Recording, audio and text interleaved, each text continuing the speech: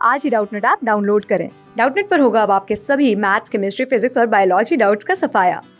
बस अपने क्वेश्चन की फोटो खींचो, उसे क्रॉप करो और तुरंत वीडियो सोल्यूशन पाओ। Download now.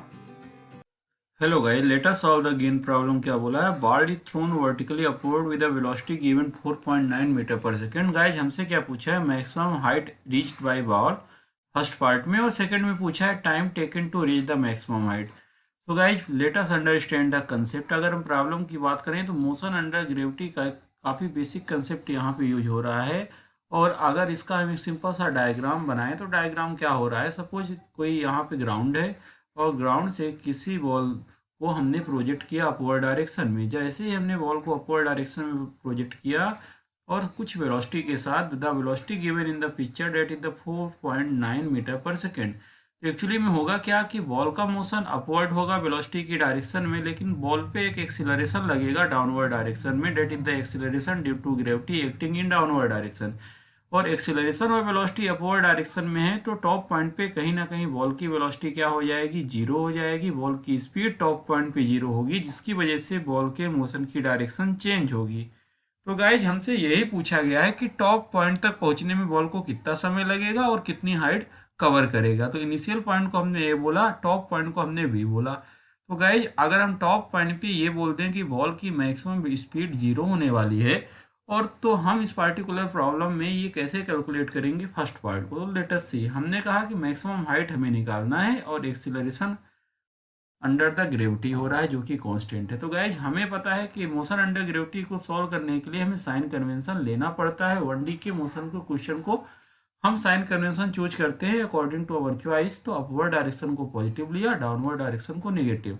बाय डिफॉल्ट हमने ऐसा ले लिया है, लेकिन कोई इसमें हार्ड एंड फास्ट रूल नहीं है।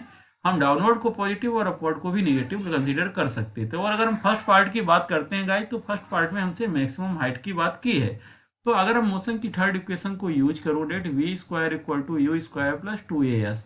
तो गाइज हमें पता है कि एट टॉप पॉइंट पे क्या होता है? पार्टिकल की final velocity zero, initial velocity given in the problem that is the 4.9 square, और मोशन अंडर ग्रेविटी का जो एक्सीलरेशन है डाउनवर्ड, तो इसको हमने नेगेटिव कंसीडर किया और जी की वैल्यू को हमने लिखा 9.8।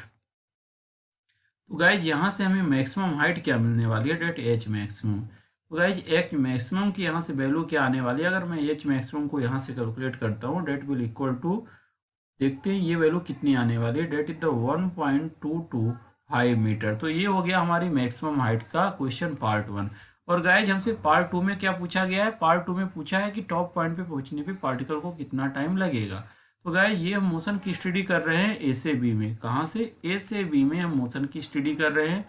तो ए से बी में हम मोशन की अभी फर्स्ट इक्वेशन को अगर यूज करें तो फर्स्ट इक्वेशन क्या बोलती है? That v equal to u plus a t. Simply that v equal to u plus a t. Guys हमें पता है कि फाइनल पॉइंट पे पार्टिकल की velocity zero, initial velocity particle की 4.9 है, एक्सेलरेशन ड्यू टू ग्रेविटी अगर नहीं दिया है तो 9.81 है, या 9.8 कंसीडर करते हैं। तो यहाँ से गाइज टी की वैल्यू क्या निकल के आ रही है? अगर हम टी की वैल्यू को यहाँ से कैलकुलेट करें, डेट इज द 0.5 सेकेंड। तो गाइज ये हो गया हमारे पार्ट बी का आंसर कि पार्टिकल को टॉप मोस्ट पॉइंट तक पहुंचने में कितना टाइम लगे। क्लास 6 से 12 से लेके नीट, IIT, जेई मेंस और एडवांस के लेवल तक 10 मिलियन से ज्यादा स्टूडेंट्स का भरोसा। आज ही डाउनलोड करें डाउटनेट ऐप या व्हाट्सएप कीजिए अपने डाउट्स 8400 400 400 पर।